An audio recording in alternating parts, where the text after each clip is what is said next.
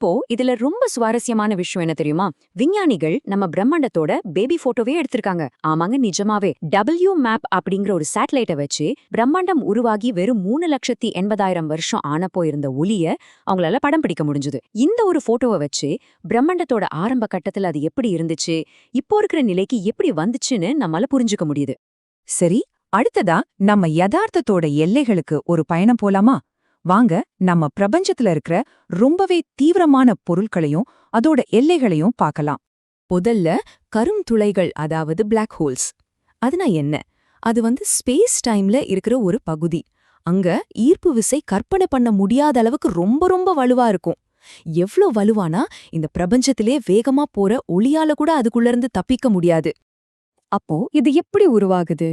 ஒரு பெரிய நட்சத்திரத்தோட எரிபொருள் தீர்ந்து போச்சுன்னா அதால அதோட சொந்த வெயிட்டையே தாங்க முடியாது.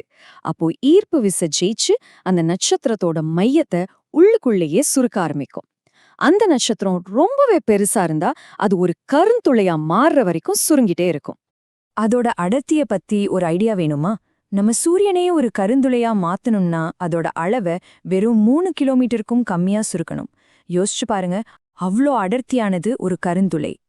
சரி, அப்போ கருந்துளைங்கிறது ஸ்பேஸ்ல இருக்கிற ஒரு எல்லை. அதுக்குள்ள போனா தப்பிக்க முடியாது. ஆனா பிரபஞ்சத்துல இன்னொரு விதமான எல்லையும் இருக்கு. இது இடத்த பத்தினதில்ல, காலத்தை பத்தினது. அதாவது நம்மால எவ்வளவு தூரம் பார்க்க முடியுங்கிறதுக்கே ஒரு லிமிட் இருக்கு.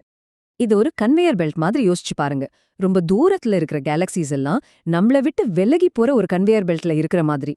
ஒரு குறிப்பிட்ட தூரத்துக்கு அப்புறம் அந்த கன்வேயர் பெல்ட் ஒளியோட வேகத்தை விட வேகமா நகர ஆரம்பிக்குது.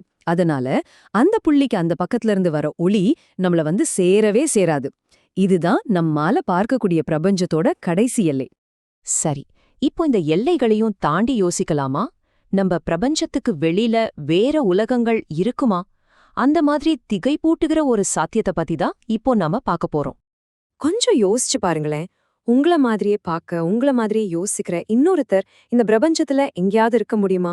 கேக்குறதுக்கு சயின்ஸ் ஃபிக்ஷன் படம் மாதிரி இருக்கலாம். ஆனா சில விஞ்ஞானிகள் இது சாத்தியம்னு தான் நம்புறாங்க. இந்த தியரி ஒரு ஆச்சரியமான ஆனா ரொம்ப சிம்பிளான ஒரு ஐடியாவை அடிப்படையா வச்சிருக்கு. நம்ம பிரபஞ்சம் உண்மையிலேயே எல்லையற்றது. அதாவது அதுக்கு முடிவே இல்லைன்னு வச்சுக்கோங்க. அது எல்லா திசையிலயும் போயிட்டே இருக்கு. அப்படி இருந்தா இது ஒரு தவிர்க்க முடியாத கணக்கு தான். எல்லையற்ற ஒரு இடத்துல அணுக்களோட எல்லா விதமான சேர்க்கைகளும் ஒரு கட்டத்துல ரிப்பீட் ஆகவே ஆகணும். அப்படி பார்த்தா உங்களை உருவாக்குற அணுக்களோட அந்த சிக்கலான அமைப்பும் கூட எங்கேயோ ஒரு இடத்துல திரும்பவும் உருவாகியே ஆகணும். அப்போ உங்கள மாதிரியே இருக்கிற